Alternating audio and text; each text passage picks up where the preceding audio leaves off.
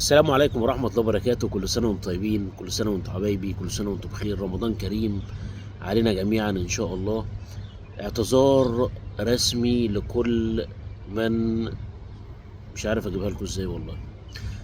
كل الناس اللي كانت حاجزة معايا في شهر رمضان أنا بعتذر لكم على العام بجد والله غصب عني، لأني إحنا خارج البلاد في مهمة رسمية إن شاء الله، وانا مش هقدر. يعني انا عارف الناس بتثق في الشيف حفناوي، فانا رشحت لكم ناس كتيره، بس للاسف انتوا كنتوا عايزين الشيف حفناوي ده، مفيش مشكله.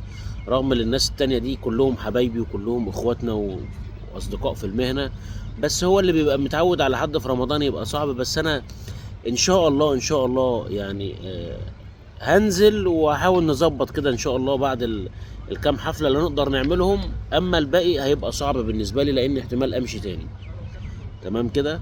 فانا بعتذر على العام والله غصب عني. يعني ما حبيتش ان انا ازعل حد، وانا بقول لكم على العام ده غصب عني. كل سنه وانتم طيبين، كل سنه وانتم حبايبي.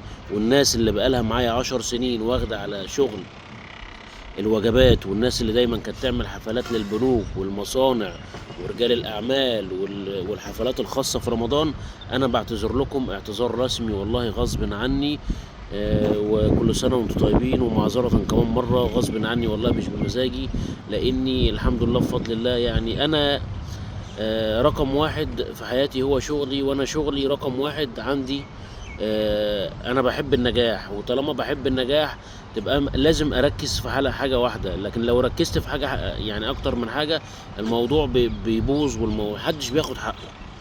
لكن انا مش من النوع اللي هو اكتب عقد خلاص اعمل لك الحفله دي واعمل لك الحفله دي واعمل لك الحفله دي واعمل لك الحفله دي، وتيجي تلاقي الثلاث اربع حفلات كلهم مش زي بعض. لا انا مش بحب كده. فمعذره يا جماعه كل الناس اللي كانت حاجزه معايا في شهر رمضان، انا بعتذر لكم على العام وانا اسف ليكم. السلام عليكم.